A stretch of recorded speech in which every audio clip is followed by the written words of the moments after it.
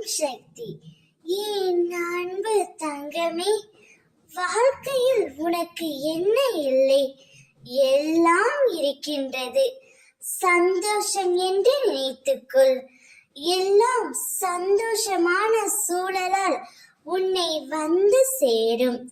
நிம்மதியாக இருக்க வேண்டும் என்று நீ நினைத்தால் எதையும் எந்த சூழ்நிலையிலும் உன்னை விடவும் நீ உயிராய் தவமிருக்கும் உன் அம்மாவை விட பெரியது எதுவுமே இல்லை என்பதை உன் மனதில் நன்றாக பதித்துக்கொள். உனக்கு பரீட்சை வைக்கின்றேன். எதற்காக இந்த பரீட்சை? உன்னை ஒரு இடத்திலிருந்து இன்னொரு இடத்திற்கு உயர்த்தவே உன்னில் நான் இருக்கின்றேன் என்பதை மட்டும் நீ திடமாக நம்பு. உன்னை உயர்த்தி நான் வாழ வைப்பேன். உன் மனதில் நீ கதறுகின்ற விஷயம் எனக்கு தெரியாது என்று எப்படி நினைத்தாய்?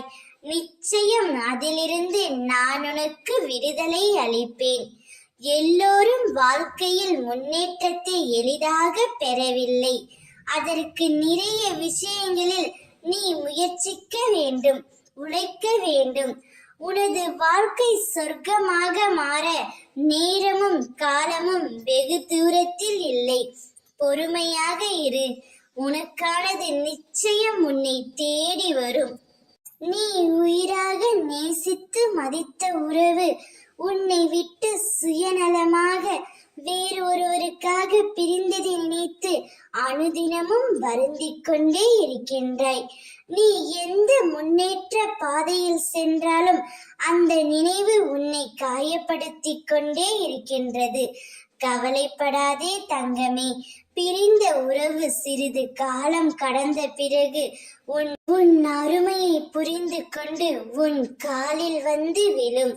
தான் செய்த தவறை நினைத்து அனுதினமும் வருந்தும். அப்போது அந்த உறவை ஏற்றுக்கொள்வதும் ஏற்றுக்கொள்ளாததும் உன் முடிவே. இப்பொழுது இருக்கும் நிலையை நினைத்து கவலைப்படாதே. அனைத்தும் மாறும். ஓம் சக்தி.